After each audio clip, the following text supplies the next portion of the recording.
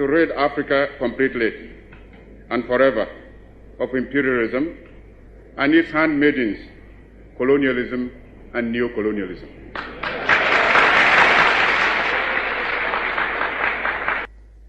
Africa is rich and not poor.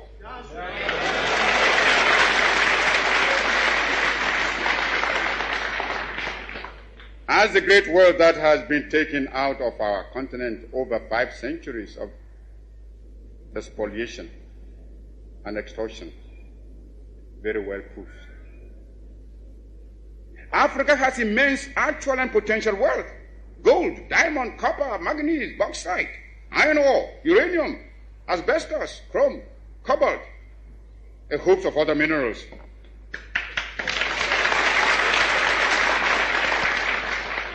Our essential agricultural produce have all been drained away by colonialist imperialism.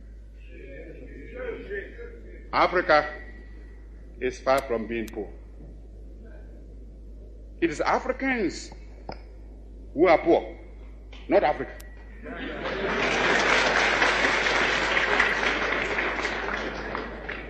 And they are poor because of the uncounted profit that has been made out of the exploitation of their labor and their lands. If we are being baited to enter a European community, we must have something that community needs, and needs badly, when it pretends to offer a bonus by way of aid. When Greeks come bearing grapes, should we not look them well in the mouth, if I may mix my metaphor? But I'm sure you get my meaning. I raise this point so that it will stay in your minds when you may be tempted by the seductive promises of new colonialism to forget the real character of colonialist imperialism and be persuaded away from your own true interests and those of Africa. For today, we must each see ourselves as part of Africa in order that we may face colonialist imperialism and its new form, neocolonialism, on a continent-wide front. For unity must be the keynote of our actions. Our enemy... Right, so this is the final barrier of our first Prime Minister of this nation, who was born on the 21st September 1979, died on the 7th of April 1972. So in stretch, our Mamona was 62 years old before he left everything for us. And right in 2 minutes, if the woman who married of peace, Kwame Nkrumah died in the year 1972, the woman lived 35 years. Before she was about to die, she would love to be very close to her.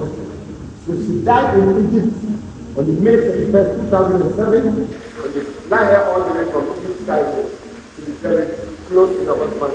Absolutely. So you can take a pic or a photo of it, then we will be there.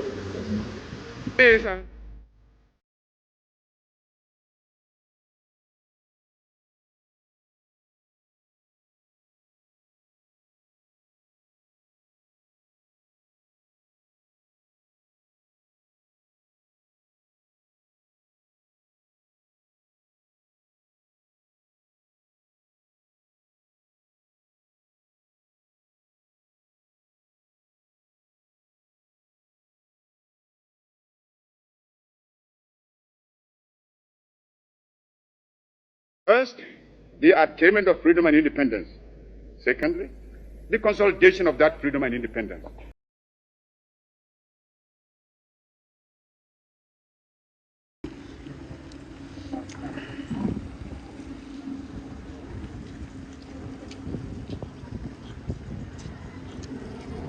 February 1966, our great leader, Dr. Osagyefo Kwame Nkrumah, was on his way to a diplomatic mission in North Vietnam.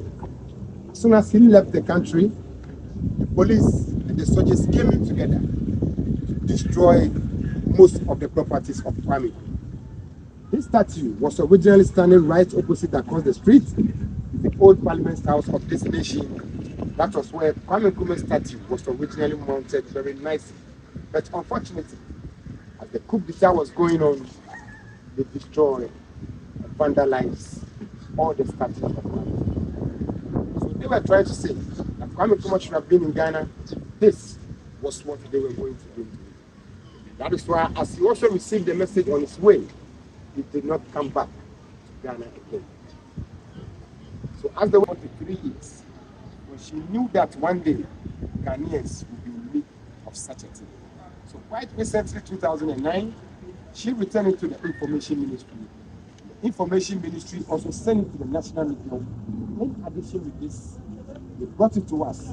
We renovated here last 2 years, 2023, so that we can put it on, so that everybody will see what Kwame also went through some years back.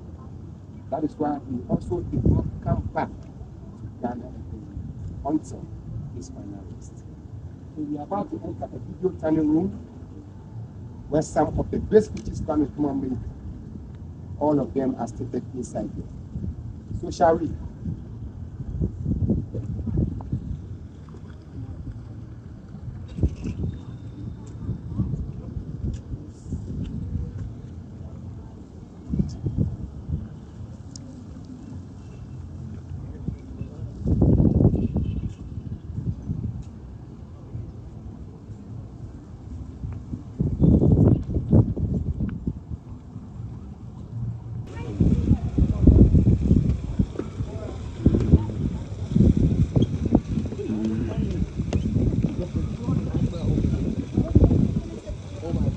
Body there, what? Yes, no way comes here and take a beautiful photo for you.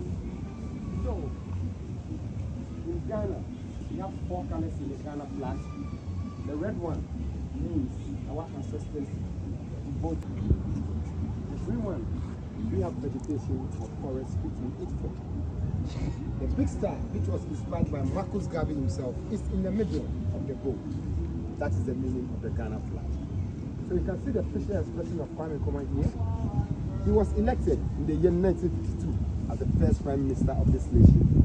So he was laughing to everybody over there. The second 2 pictures, he was on a seat of government as president. The last 2 pictures, Nkrumah was overthrown in the year 1966. That is why he's not laughing to anybody in the country. This happens to be his last version of coup. He said, "I am not African because I was born in Africa, but because Africa was born in me," said by Dr. Pan-Africanism. So with this, I'll thank you for visiting this park this afternoon. Have a blessed day. Have a safe journey when you are going back. So, yeah. So let me assist you with this photo here. Thank you.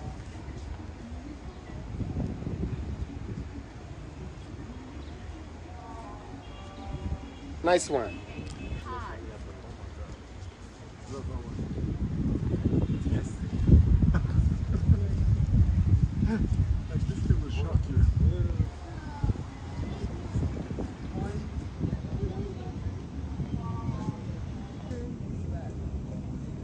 Yeah, so we've done.